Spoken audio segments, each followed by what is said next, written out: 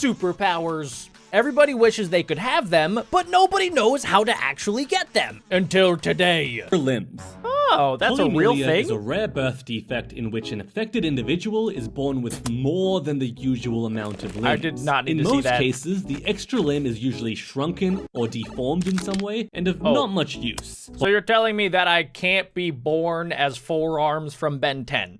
That's not possible. But one case in India showed otherwise. Deepak Paswan was a boy from India with 1 head, 4 arms, and 4 legs. The limbs were relatively fully formed and also appeared fully functional. Okay, guys, I actually remember hearing about this, and apparently people in India actually thought that this guy was a literal god. They thought that, like, because he had these extra limbs, that he was the chosen one from one of the Indian gods, which, I mean, don't get me wrong, I might believe that too if I actually saw this person, because that's insane that somebody could be born with double the amount of limbs that they should actually have. Like, imagine having 4 legs. What would you even do? Would you be twice as fast? Imagine the power you would wield with 4 hands. At the foosball table. You'd be undefeatable. You could 2v1 anybody. VR with 4 legs. In the Hindu religion, gods are often depicted with numerous limbs. So as news spread of the quote-unquote Octo Boy, pilgrims soon... Okay, I don't know if I would want that name, Octo Boy. That sounds like such a weird X-Men superhero that is not that powerful. I would want to be like 4 arms sounds pretty powerful, or like Super Limbo, or 4 legs. Traveled from those are bad. all over India to worship him as an incarnation of their gods. Until scientists figure out that the extra limbs were actually from a parasitic twin that hadn't developed properly in the womb and had somehow fused with him. Turns out he also didn't actually have control over the extra limbs either. They were just kinda glitching every now and then. So to improve Deepak's quality of life, the extra limbs were cut off, and ever since, he's been able to live a relatively normal life. Okay, that sounds horrible, guys. It started out amazing, where people were worshiping him, and he had these extra limbs, and he was super good at Dance Dance Revolution. But it turned south very quickly, and it turns out that he no longer has the extra limbs. So they took away his superpowers. Much to the dismay of the pilgrims. Number 6. Supermemory. Hyperthymistic syndrome is a condition that allows people... Why does that sound so painful? ...to remember abnormally large numbers of life experiences. Big brain. Sounds like a cheat code to life, right? You'd be the world's most famous walking encyclopedia and win millions of dollars in popular trivia game shows. That is true, guys. You would remember everything. You would remember everything from school, everything that you ever read, every random fact, every person that you ever met, which sounds like a good thing, but in reality... I don't know. It seems like it could be very, very sad as well, because you would remember not only every good thing that happened to you, but also you would remember all of the bad things. Or like, let's say you had like a really bad injury, or you went through something horrible, like losing a family member. You would remember that over and over and over again, like it just happened. And the best thing is about time is that over time, you kind of forget all of the bad things. Or at least they don't really feel like they happened that recently. But with something like this, where you remember everything like it just happened, I don't know. That could be pretty sad, and I don't know if I would want this superpower. But in reality, hypothysiacs cannot choose what memories are permanently stored in their brains. Oh, that's even worse. Information like memorizing schoolwork would be treated as trivial. So unfortunately, they won't be doing well on any tests at school. But what do they actually remember? What they are great at is remembering that one time they let a big one rip in the school cafeteria. That's so sad. Remembering these highly personal events can often be very embarrassing or traumatic. But could you imagine dating a hypothysiac? Hey babe, I'm going to the store to get some milk. Wait! Are you going to leave me like Mark did on the 3rd of January 1984? Oh, no. Babe, no. How about like Peter did on the 8th of April 1991? No, what are you talking about? Oh, okay then. Don't forget to buy the low-fat milk this time. Oh yeah, sure, honey. Unlike the time you forgot it on the 21st of September. Wait, that would actually be horrible. Like literally living with somebody that can remember every bad thing that you've ever done to them. That would be insane because they could just tell you about it 24/7. 97 and the 13th of November 1999 and the 16th of June 2002. Bye. He's gonna leave me. See you later, So butthead. yeah, the vast majority of hypothamesiacs find it really difficult to sustain long committed relationships, leading to a lack of social connections with the and poop? loneliness. Number 5. Exoskeleton armor. What? Fibrodysplasia ossificans progressiva. Okay, or why do all of these superpowers have such, like, horrible sounding names? Fibrodysplasia ossificans progressiva. That sounds so painful. And maybe it actually is. also known as Stoneman syndrome, is an extremely rare genetic condition that allows some individuals to rapidly heal themselves when damaged. Oh, so But there's real a life catch. Wolverine. Imagine a person suffers a surface injury. Instead of replacing the skin tissue with more skin tissue, the Okay. body replaces it with bone instead. This Wait a second. How does that even work? You're telling me that they could literally, instead of having my normal skin, that I could have bone as skin, which sounds cool at first, don't get me wrong, guys, but like that, I don't know. Like your bones are supposed to be under your skin for a reason, right? The fact that this person maybe has a bone that's replacing the skin that they lost, or like imagine just getting like a simple scratch, and then instead of your skin repairing it, you have like little bone fragments. So over time, as you get injured and then as bad things happen to you, you would eventually turn into the Thing from Fantastic Four, which does not sound very fantastic at all. This process is called ossification. Can you imagine what would happen if you injured all your skin? Oh, You'd form an exoskeleton-like layer of armor made of pure bone. I mean, it sounds and pretty epic. literally be a superhuman. But in depressing reality, this disorder is almost 100% fatal. Oh.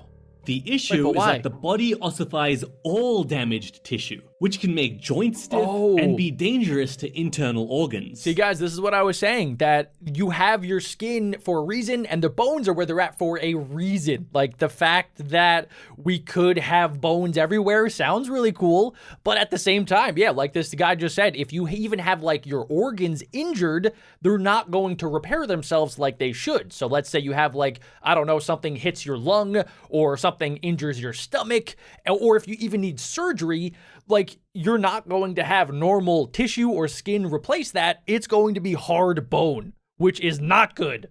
You injure your knee, ossified. Can't walk. You injure your eyelid, ossified. Oh my gosh. You injure your dick. Oh, what? Well, Oh, I guess that's a real boner now. Any tiny injury would potentially become devastating. If you strain your voice, you could permanently lose it. Oh my If gosh. you damage your airways, bony growth would restrict your breathing. So if you have this, you basically have to live your entire life like in a box where you can't get hurt. Nothing bad can happen to you. You got to make sure that you don't cough too hard or that you like slip and fall and hurt yourself, because if you do, even the smallest little thing could cause this ossification that he's talking about, and then you don't know how that's going to affect your entire system. Even if you don't injure yourself, your body is constantly breaking down and repairing itself. Oh, yeah, so true. you're basically doomed. You'd be slowly and inevitably turning into a bone statue. That doesn't sound But like a the superpower. absolute worst part is there's almost no way this can be medically solved at the moment. Wow. As surgical removal of ossified tissue causes the body to repair the area with additional bone. That is crazy. Leading to a fatal catch-22. I'm just curious as to why the body would do that, right? Like, why would why would your body system try to replace like what is injured with bone? It just doesn't seem to make any sense. It's a disorder that could in theory be an awesome superpower, but in reality, it's No good. much more like a living nightmare. Sad Number thing. 4, impervious to pain. Sensitivity to pain, or CIP, is a rare condition where an individual cannot feel pain. Oh, Dude, are you okay? Huh? What do you mean? An estimated 1 in every 25,000 people are diagnosed with this condition, and in most cases, That's a lot. the person has actually never experienced pain before. This condition is caused by a mutation to the PRDM12 gene, which is important for the development of pain-sensing nerve cells. I'm actually kind of curious too. So he just said it's pain sensing nerve cells, but does that mean that like Yeah, I don't know. Do you feel things differently? Like, do you feel like, somebody touching your arm? Would that be different? Because, that's not painful. But at the same time, like, if you can't feel pain, are there other things that you can't feel as well? Which, if that's the case, that would also kind of stink. Affected individuals have been recorded to register touch, but the pain circuitry is completely cut off. Oh, okay. So that answers my question. Interestingly, CIP individuals are still susceptible to emotional pain. Physical and emotional pain are both processed by the same part of your brain, so this was surprising to me. But it's more of an issue with the physical sensory input as opposed to pain processing in the brain. This would be a pretty neat power to have for a super soldier though. Someone you could just throw into the middle of the battlefield who doesn't care if they get shot. There's actually a village in northern Sweden called Vitangi, where there's an abnormally high frequency of individuals with CIP. We might need to watch out for them in the near future. Okay, that kind of makes sense to me. Somebody that doesn't really feel pain, or maybe some people also have like a mild form of CIP where they don't feel pain as badly as other people, so they would make really good super soldiers. In reality, this condition is extremely dangerous to the affected individual because pain is vital for survival. Individuals with CIP often die during childhood because fatal injuries just go unnoticed. It is tragically very common for people to burn to death without even knowing. Wow. Okay, that part is insane. The fact that a young kid might not realize that they are on fire or that fire is even bad. So out of everything that we've seen today, that is probably the worst. For 3, indestructible bones. Okay, this one I could get behind. Trichodentral osseous syndrome is a rare condition affecting no more than a couple thousand people worldwide. It leads to people having bones that are so dense that they've been known to break baseball bats and even withstand car crashes. Okay, a but mutation how? in the DLX3 gene causes bone density in the affected individual to increase significantly. It reminds me a lot of Wolverine's skeleton. Oh yeah, Wolverine has like the adamantium armor that they inputted into his already super-powered body. If you combine this disorder with the regeneration from Stoneman syndrome, minus the ossification and increased likelihood of death, you're basically Wolverine. Yeah, pretty much. However, there are several major drawbacks. These individuals are cursed with having extremely weak teeth that break easily and painfully. Like, that doesn't make any sense to me because your teeth are, I don't know, it seems like your teeth are very similar to your bones. So why would your teeth be not as strong when your bones are like basically titanium steel? That doesn't make any sense. End up falling out completely in some cases. What? They have brittle nails and dry, curly, and flaky hair as well. Okay, so whatever this mutation is, it's affecting the keratin in your body because that's what your nails are made of, that's what your teeth are made out of, and I believe that's also what your hair is made out of, which is kind of crazy that your fingernails and your hair are made out of the same stuff. Research into TDO is prevalent right now, as it may hold the key to curing osteoporosis, which is the gradual weakening of skeletal structures many people develop in their old age. This would make a huge difference in improving their quality of life, as breaking bones from bad falls is incredibly common for elderly and in many cases life-threatening. Oh, R.I.P. Number 2, super strength. This is an actual disorder?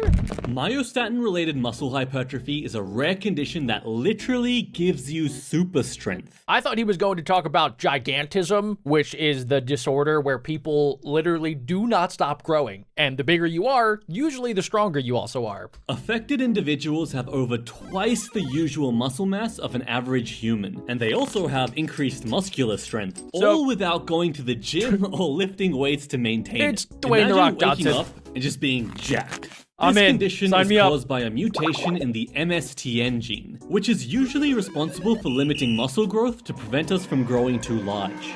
But in these super strength individuals, it doesn't work as a limiter. A real-life case of this is Liam Hoekstra from the United States. Doctors recorded that he had prominent muscle development in his legs as an infant. Like, bro came out of the womb jacked.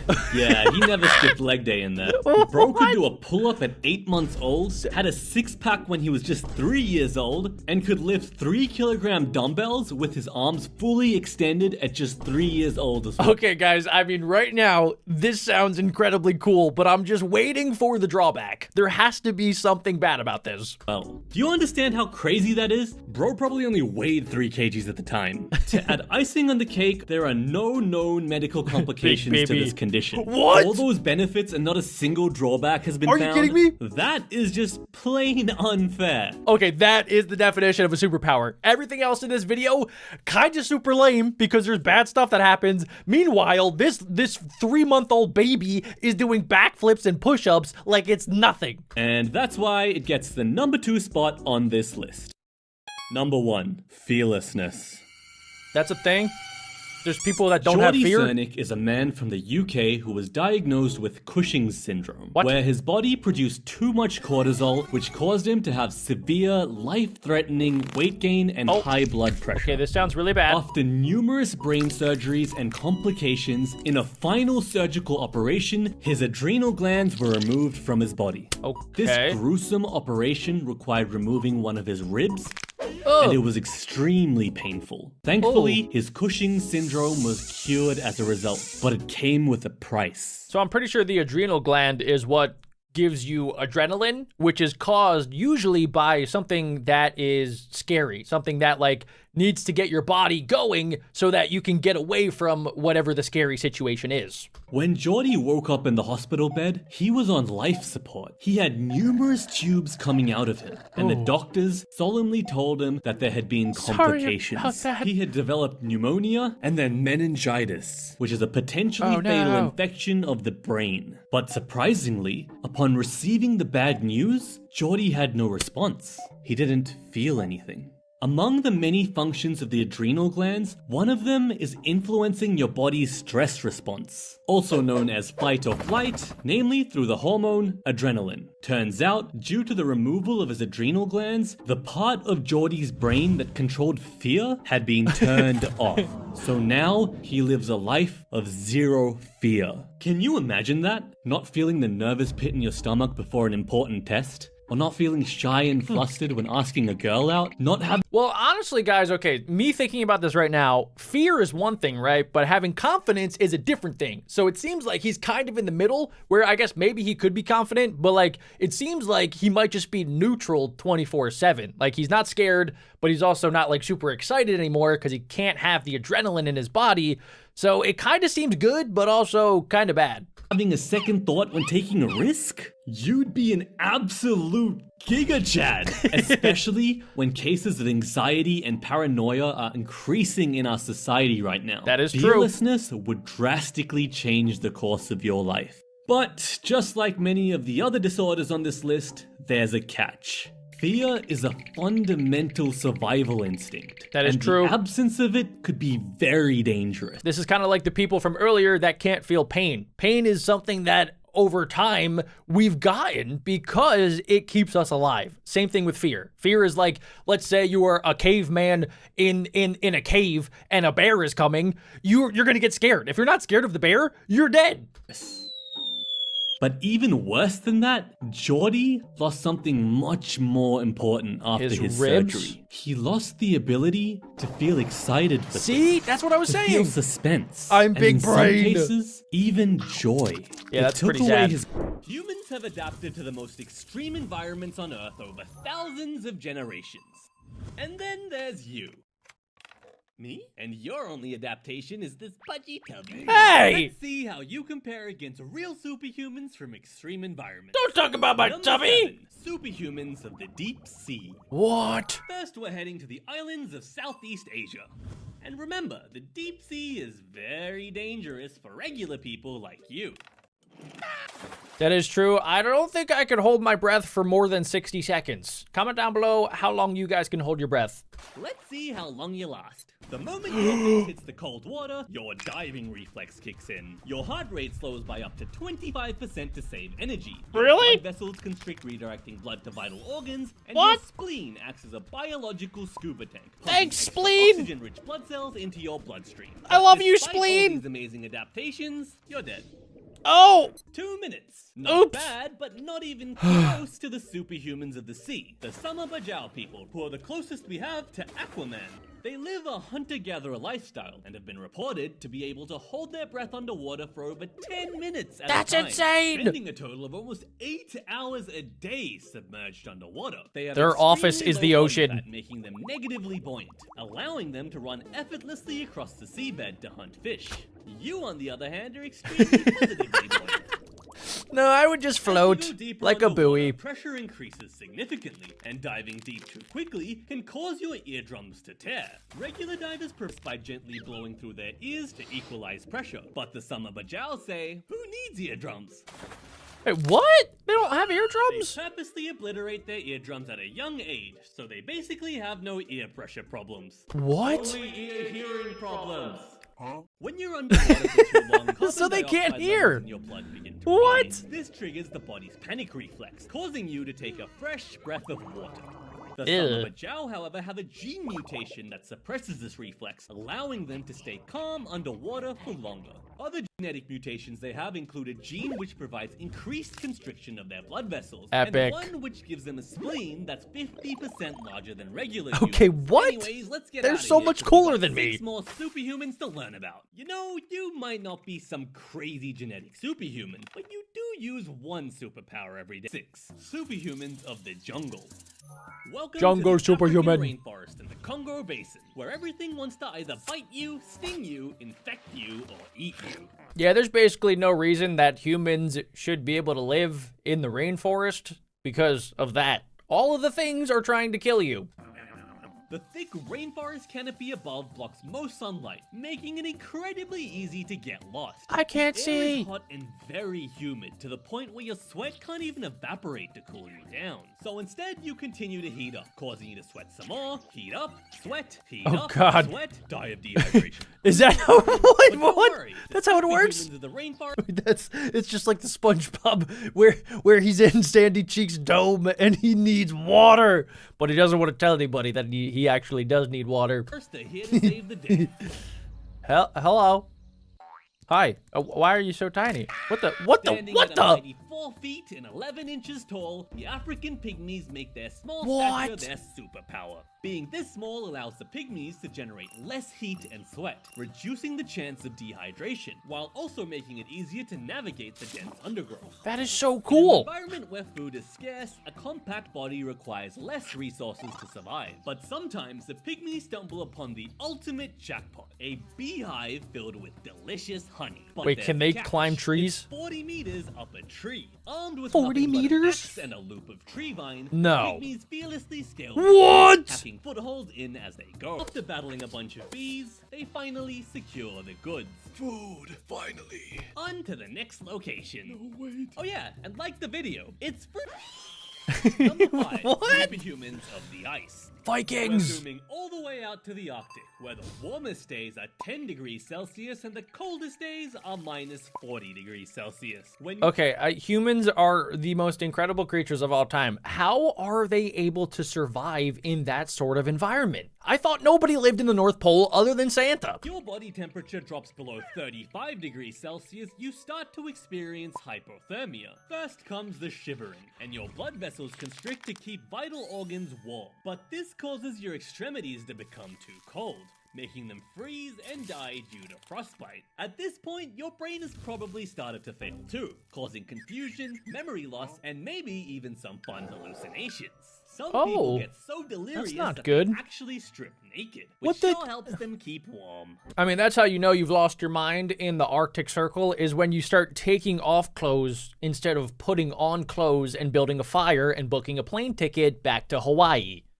That's where the superhumans of the ice come in, the Inuit people. Their short, stocky build minimizes surface area, helping them retain more heat. They also have more blood rushing through their fingers and toes, reducing the chance of frostbite freezing them off. By consuming fatty meat from seals and fish, they build up an insulating layer of fat.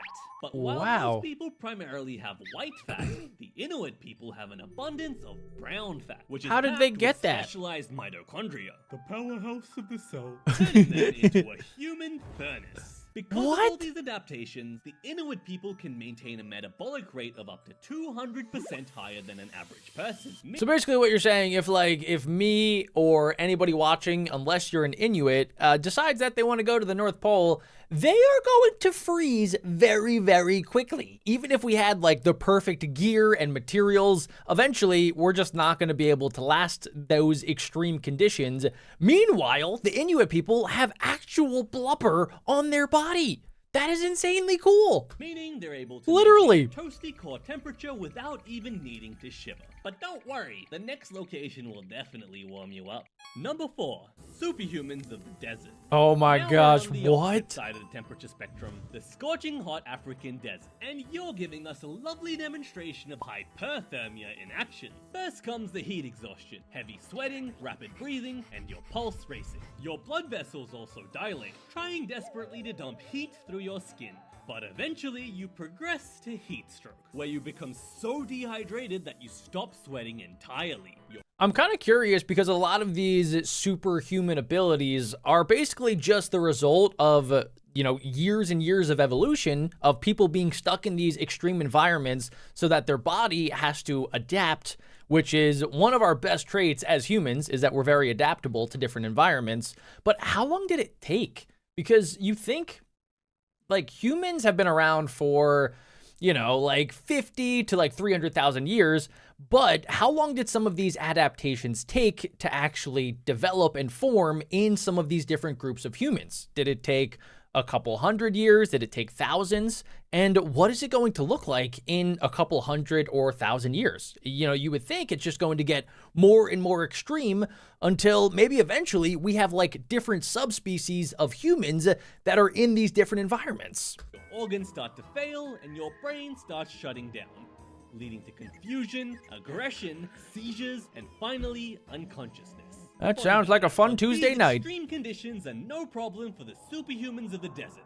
The Maasai tribe. Hello. They average around 6 feet tall and have longer, Average? skinnier limbs that help with better heat dissipation through more surface area. For those of you guys that did not know, I think the average height for males around the world is 5'8". So these guys, on average, are 6 inches taller. They also have a crazy diet of raw meat, raw milk, and raw blood from cows, which helps them maintain their extremely low body fat What? and naturally lower body temperature. And their dark skin provides stronger protection against sunburn. All of these adaptations help them sweat and pee less than normal people to conserve water. Okay, And yeah, one that makes more sense. superpower is that these guys can jump super high. What the- Looking a bit are they thirsty, flying? aren't ya?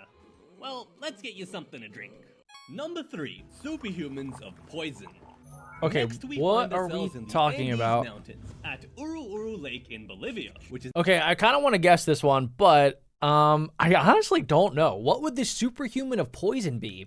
My first thought is that there's a group of people that, in order to survive in this certain area, they have to eat things that are just naturally poisonous, like poison berries or poison roots or stuff like that, where most people would get sick and maybe die from some of that sort of stuff. Or maybe it's even the animals are poisonous. There's poisonous snakes or poisonous insects that over time, their body is just more immune and has more anti-venom naturally in their body compared to you and I. That's the only 2 things I can think of. known for being full of toxic arsenic. Hey, what? Arsenic naturally occurs in I was so volcanoes, wrong. But rain and mining operations release significant amounts of it into the surrounding rivers and lakes. Oh, and no. Now that toxic arsenic is in you. First, That's your pretty body bad. tries to get rid of the toxins through both exits. Oh, Then comes the numbness, abdominal pain, and muscle cramps. With long-term exposure, your skin color changes, and lesions start popping up on your That skin. seems You terrible. start developing hard patches in your palms and the soles of your feet, and not to mention the increased risk of cancer, diabetes, and heart problems too. so wait, you're not going to tell me that there's a group of people that have been consuming this poison water and now they're immune? Is that possible? Why isn't she dying yet?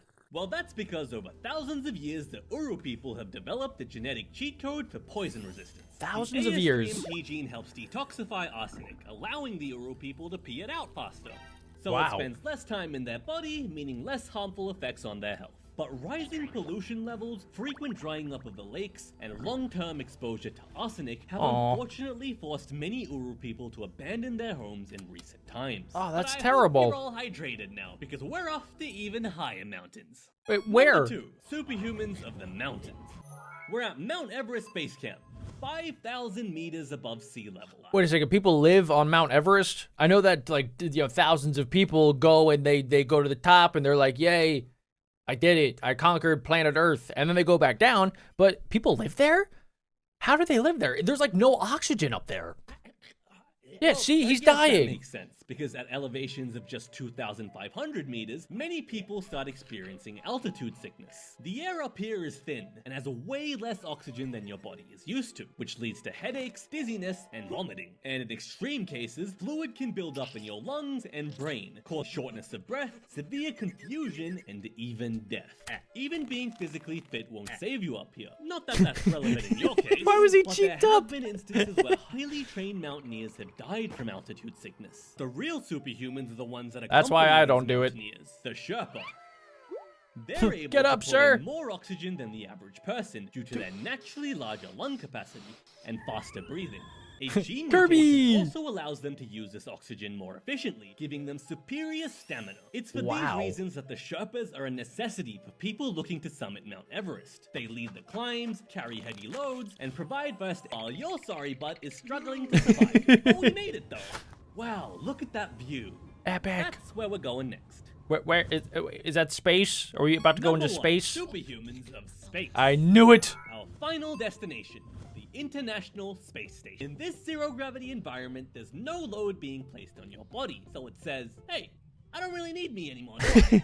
And then it proceeds to turn your muscles to jelly and weaken your bones. Zero gravity Raisin. changes your blood distribution too, giving you a balloon head and chicken legs. Even with our fancy space station shielding, you're getting bombarded with over 50 times the radiation than on Earth. Oh, that's and because not good. microgravity messes up how your digestive system works, you a lot more too. Oh.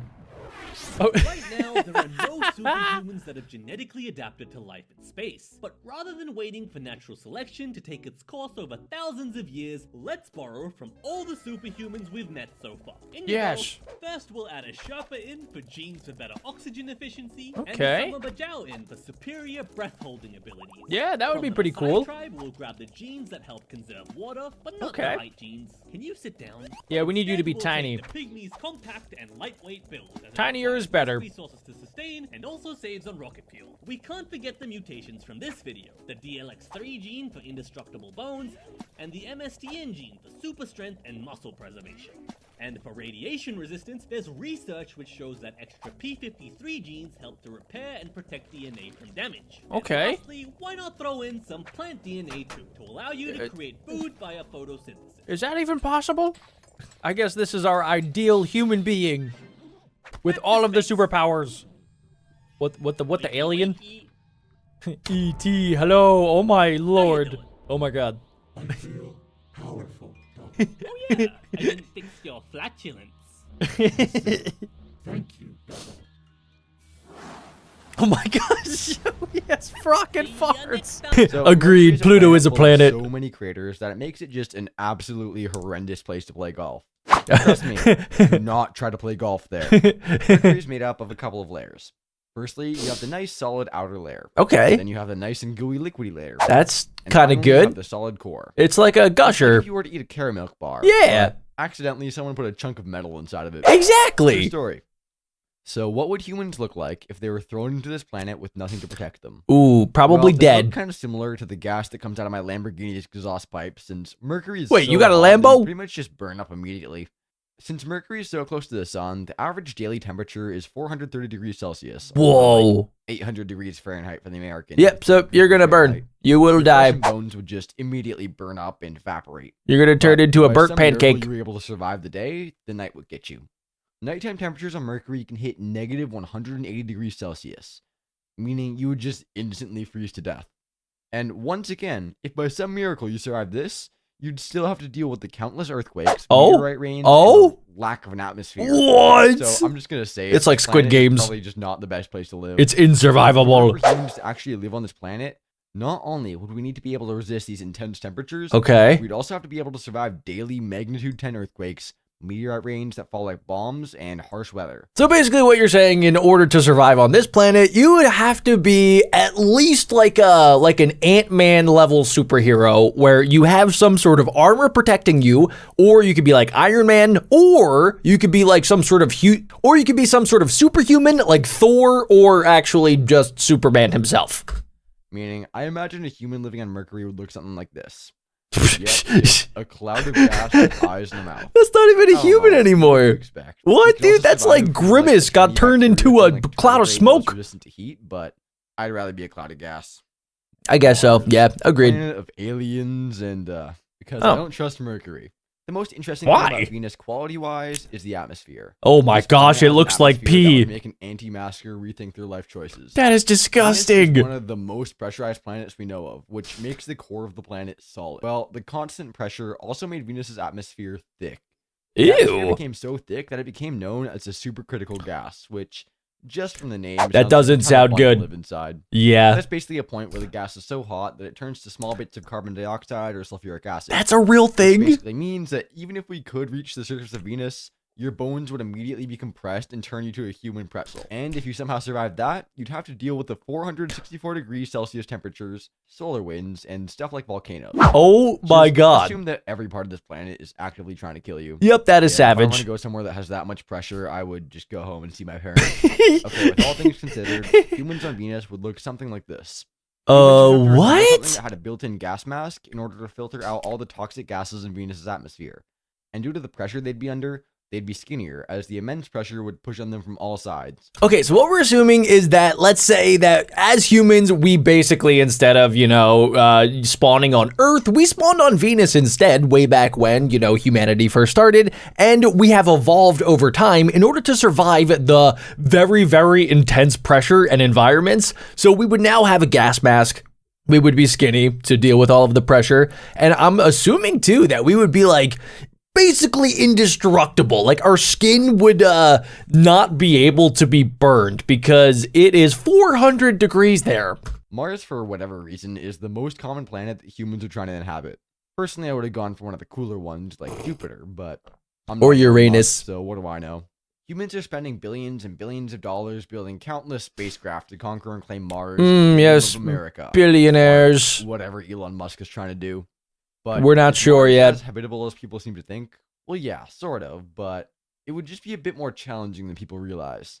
Living on this planet would be so different to Earth. Mars has a rapidly changing seasonal calendar, which means that the seasons go by in really weird periods. Well, guys, I've watched the movies, okay? And if Matt Damon could do it, then we could all probably do it, okay? Even though he is a scientist in the movie, I think we could all just watch the movie and then we would know exactly how to survive. Fall lasts 5 months. You need winter lasts plants. 4, spring lasts 7, and summer lasts 6. But like, if you can get past What? the weird seasons, Mars has a somewhat livable temperature. During the non-winter months, Mars can average about 20 degrees Celsius or That's 60 actually degrees Fahrenheit. Pretty good, yeah. That's a nice day. As low as negative 126 degrees. What? Are One you of the things joking? Scientists are currently What? dealing with is Mars's atmosphere. The atmosphere on Mars is actually pretty similar to Earth, just thinner. That means that Mars gets hit with a lot more radiation from the sun than for us, and that also means that the sky is a lot clearer on Earth. So that's why they always talk about, like, you have to terraform Mars to make it more similar to Earth. Or if you can't really figure out how to do that, because we don't really know how to do that right now, you need to make giant, like, buildings, and you have to make all of the buildings connect, and maybe make it so that it's not even on the surface, so that it's, like, underground. And then you just have, like, these giant greenhouses on the surface to make your plants, because plants equal life. One thing about Mars that I find interesting is that due to the low gravity, if you lived on Mars, you'd actually be a lot taller. Oh, I cool. will be on the next flight to Mars, no matter the Me cost. too. I'll finally be Martian 6 foot. humans may also have thinner bones and weaker muscles. Oh. And may even have differently colored skin due to the way Mars's atmosphere interacts with sunlight. Interesting. So our skin would actually be orange instead. All Oh, that said, humans on Mars could look a little like this. so it's basically Humans like would have to we're find a some kind Dune of fur character. in order to survive the harsh winters, but would also need to be resistant to radiation. And of course, they'd also be pretty orange. But what about Jupiter, the next planet in our solar system? Yeah, it's gas, not in a good way. Okay, what about Saturn? Nope, that one's gas too. Okay. Nope. Surely Uranus. Yes. Nope. What? Once again, just full of gas. What? Can we talk about Pluto? Yeah, let's go live on Pluto. Great. Okay, so technically it's not a planet. It's really just a glorified rock. But Well, it's yeah, my video. But I'll so is let the it off. moon. First, what is a dwarf planet? Well, a dwarf planet is kind of like a planet, only shorter. I know, right? What a shocker. To put It makes Pluto's size sense. into perspective, it's about half the width of the USA. Wait. What the heck? Okay, guys, I knew that Pluto was really tiny, but I never realized that it's that tiny. It's not even smaller than, like, just our moon. It's smaller than the actual USA. Meaning it's basically just a big asteroid. Oh. So what makes it a dwarf planet? Boom. Facts. Boom, Well, facts. Pluto It is a orbits the very sun, thin guys. I don't know if you read that, but, like, that's really all it takes for it to be like a planet, is that it's like, it's got to be a certain size, I think, and it's just got to orbit the planet, or the sun, not the planet. There. If it orbits the Well, planet, it's a yeah. moon. Pluto is normally negative 232 degrees Celsius. Easy, just If we could live You know? there, it'd be freezing. but use But almost some hand warmers and you're fine. Maybe a small price to pay for people who want to be taller, because Pluto does have a tiny gravitational pull, which would make you not only taller but also thinner. You're telling me I'm going to Pluto's be so like far Bol from the Bol. sun, I'm going to be a humans would giant. Have way bigger eyes because they wouldn't be getting as much light in as they need to see. Oh. And so with all that combined, I present the What? ideal human for survival. On What in the cursed Sesame Street is this? What are we talking about, dude? Look at the eyeballs. It looks like he's seen some stuff out there, dude. It looks like some aliens came around and they maybe did some crazy stuff. That is insane. And I love how the surface of the planet is legit just icicle. Pluto. I've also prepared research for some pretty insane exoplanets. Oh, Planets yes. that you probably didn't even know existed. Like Let's Kepler start with 22b? Epsilon Eridani b. I was That's wrong. an awesome name. Eridani b is what we call an exoplanet, which is just a planet outside of our solar system. And that's very important because humans have actually found pretty much infinite exoplanets as of 2024, with Epsilon Eridani b being one of the closer ones. Okay. 10.5 light years away. Psh, that's just But like, just on it? a bus ride. Well, no. Astronomers studied this planet for years before discovering that it was most likely a gas giant. So Oh. why do I bring it up? Well, it's got a very unique atmosphere that'll either cook humans alive What? or freeze them. Wait, depending what? on where you enter the planet. Also, since it's a gas giant, humans would need to be able to find some way to move through the gassy inside of the planet, and that'd most likely be some kind of way of flying. So humans Interesting. living on this planet would look something like this. They'd need to have chameleon-esque skin in order to adapt to the temperature changes of the planet. This is actually the same thing that chameleons do in our world in order to regulate temperature by changing the color of their skin. Genius. On top of that, humans would need to withstand highly toxic gases as well as flying through the gas giant. Yeah, that just It'd does not definitely sound be an fun. evolutionary challenge, you could say. Epsilon Eridani b isn't even a solid planet, but Kepler 452b is not only a solid planet, but is regularly referred to as Earth 2.0. Kepler, Not only is we this could Earth live 2.0, there. It's also known as Super Earth. Located Big Earth. 100 light years away, Kepler 452b has an immensely similar design to Earth. So we're gonna turn this into Isn't that incredible, guys, that we can find a planet that is that far away and we're like, that's Big Brother Earth. game show. Hello and welcome. to This our is a game show. Earth versus not Earth. Okay. A show where we try to decide which Earth is better than the other and deserves the title of Earth. Let's start with question number 1. How long is your calendar year? It's 365 days. 1. Earth, let's see your answer. 365 days. I know Earth, What guys. year? Now, let's hear from Earth 2.0. So Earth 2.0 is bigger, and wait a second, he put 385 years. Okay, he meant days, but imagine a year is not only just calculated in days, it's calculated in more years. 385 years. It just beats out Earth to secure the first point.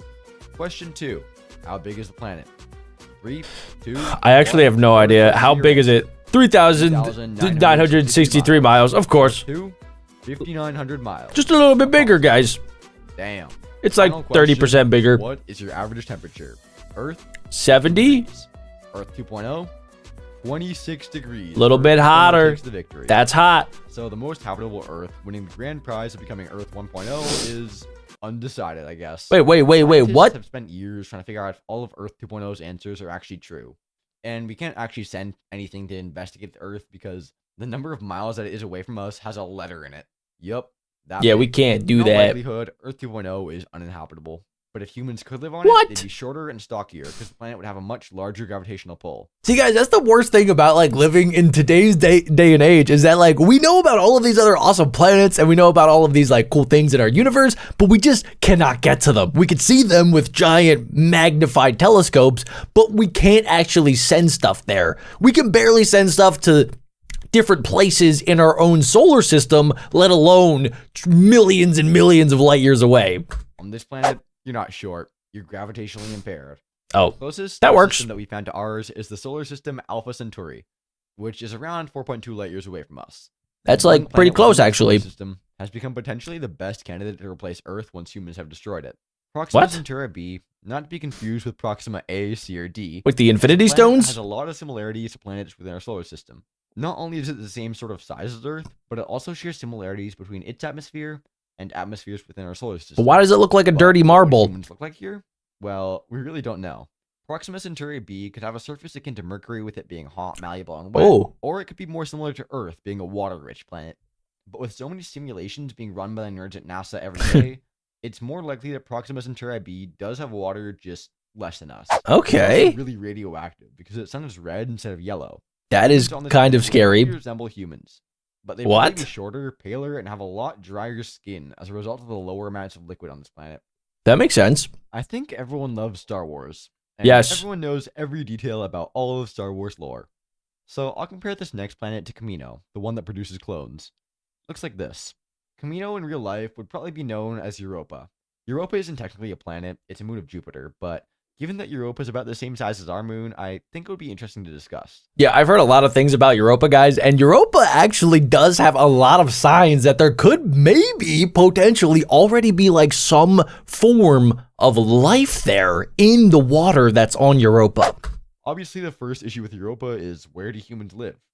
There's very little, if any, land on Europa that humans could build on, and as such, we just have to like float around on rafts and platforms for us to live. I like The that. next huge problem I is could that do we it. have no idea if there's life on Europa. And on top of that, it's insanely cold. Well, yeah, Almost that is a negative problem. 160 degrees Celsius cold. Yeah, we And would that's need like a big winter. jacket.